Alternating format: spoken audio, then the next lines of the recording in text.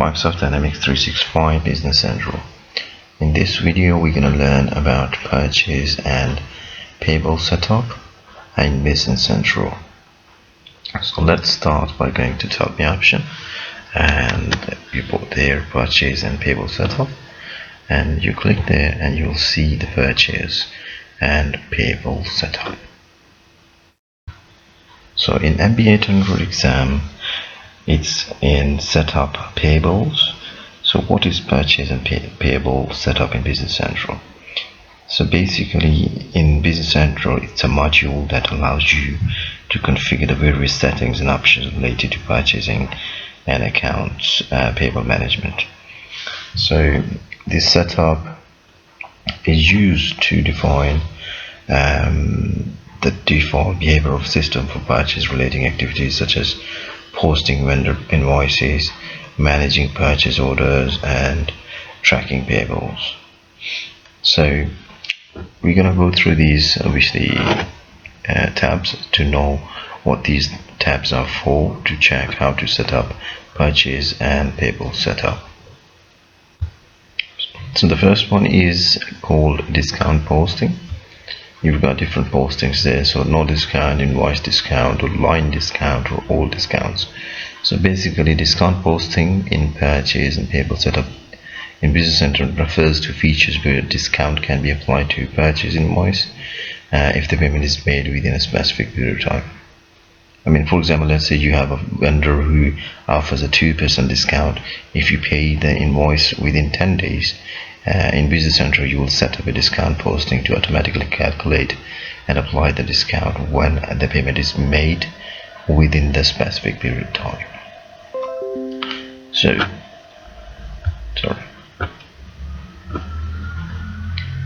the second one, it says they received on invoice. So let's check that.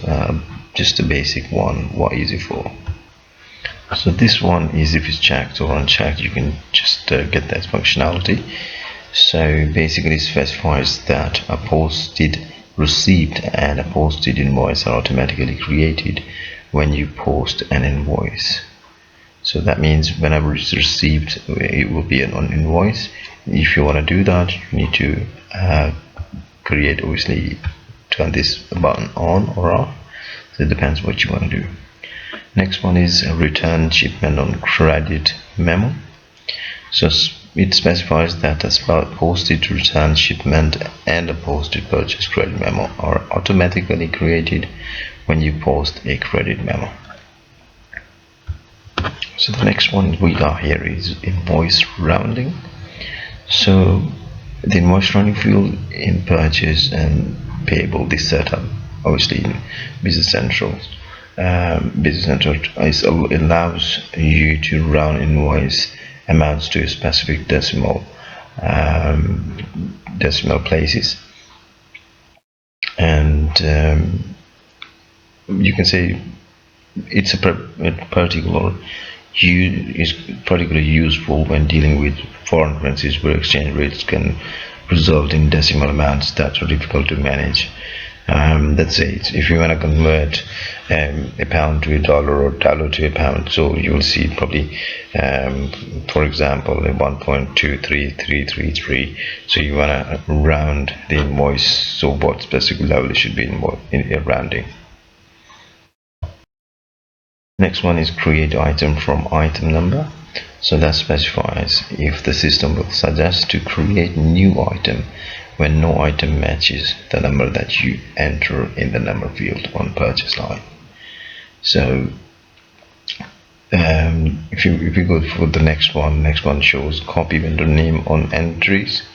So that one, so obviously if you want to turn it on or off, it specifies if you want the name on vendor cards to be copied to vendor ledger entries during posting. So it's just want to give you basic information. That obviously if I go for all the information, then it's going to be a very long video, so I don't want to make a long video. It's just the basic one. Exact document number mandatory. It specifies it's mandatory to enter an external document number in the external document number field on purchase header on or the external document field on a journal line. Next one is allow VAT difference, which specifies whether to allow the manual adjustment of VAT amounts in purchase document. And the next one shows as calculate inventory discount. It specifies invoice discount. So if you want to specify if the invoice discount amount is automatically calculated with purchase documents, if the checkbox is selected, then the invoice discount amount is calculated automatically based on purchase line where the allow invoice discount field is selected.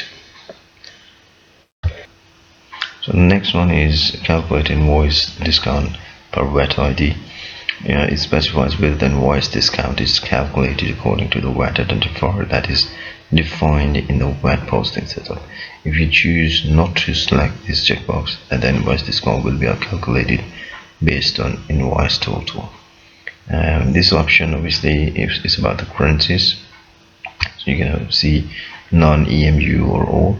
So it specifies whether the invoice this specifies whether it is allowed to apply vendor payment in different currencies. None obviously you can do that. All entries involved in one application must be in the same currency, so you got none. And then the next one is EMU. You can apply entries in euro and one of the old national currency for EMU countries and regions to one another. And if you apply all, you can apply entries in different currencies to one another. The entries can be in any currency. Next option shows copy comment blanket orders. That will specify you whether to copy comments from blanket purchase order to a purchase order. So we're going to go through literally just the definitions for these as well. Next one shows as copy comment on order invoice. It will specify you whether to copy comments from purchase order to purchase invoice.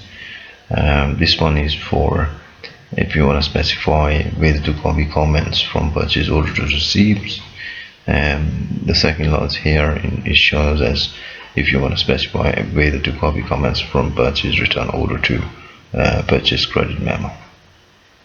And then this one shows obviously specify that comments are copied from purchase return order to a posted return shipment, right? If you go this one, and that one, if you want, you can turn it on and turn it off obviously, because it's a paid purchase and payable setup.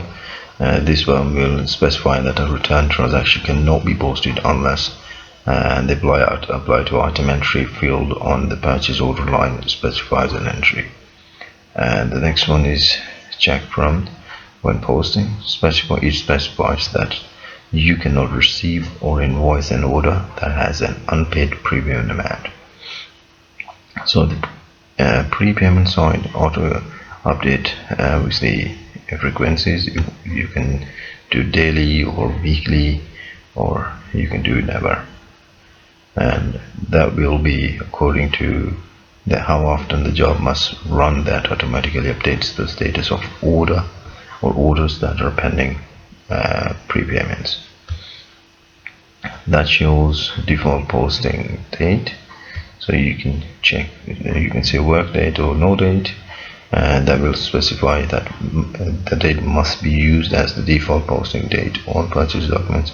If you select work date, the posting date field will be populated within the work date at the time of creating a new purchase document. If you select no date, the posting date field will be empty by default, and you must manually enter a posting date before posting.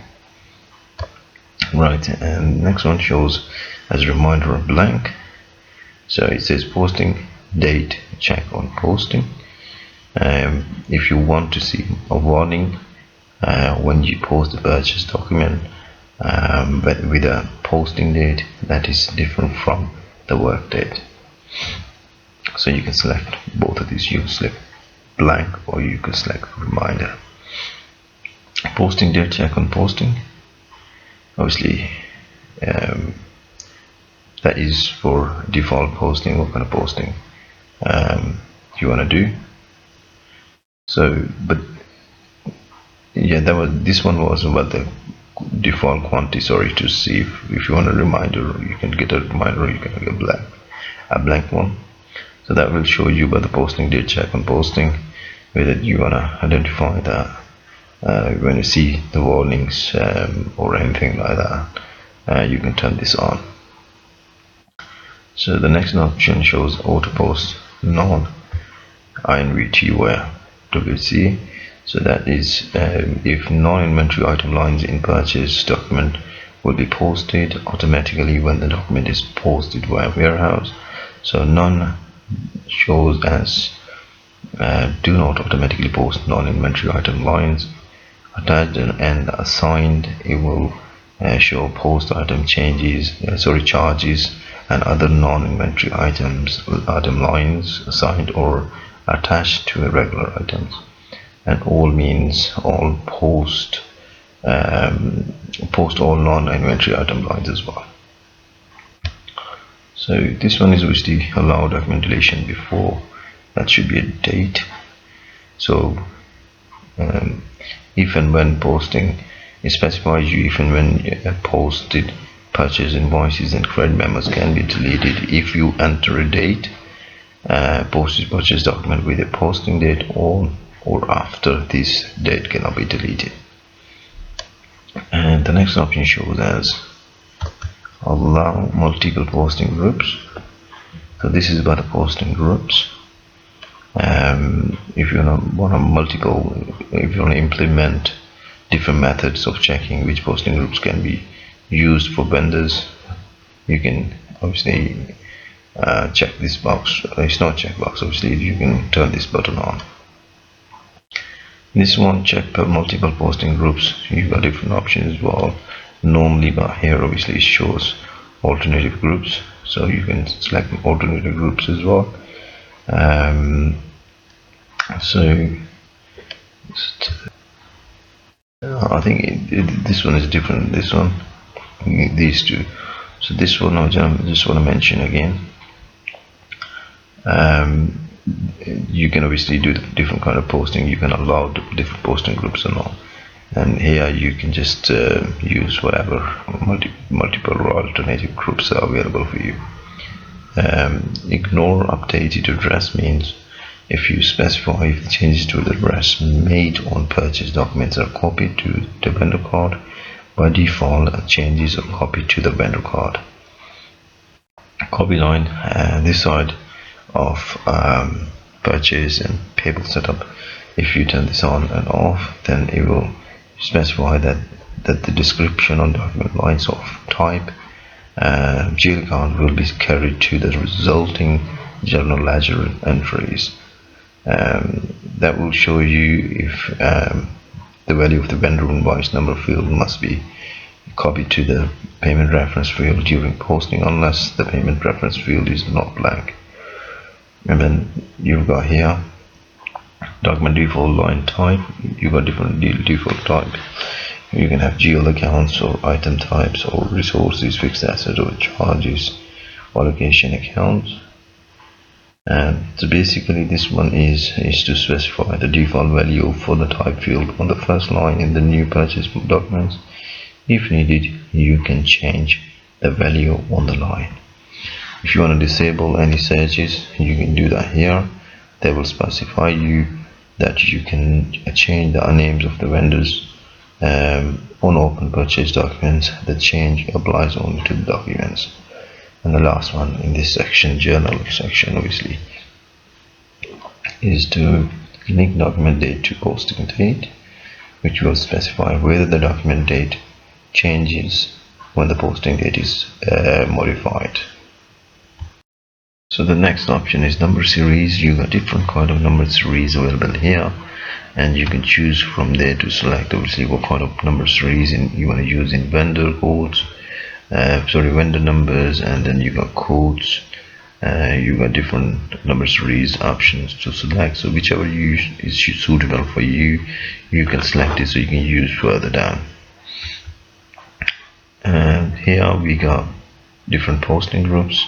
So as we studied about posting groups before, the post with job queue, obviously if you turn it on, that will specify you if you use job queues to post purchase documents in the background.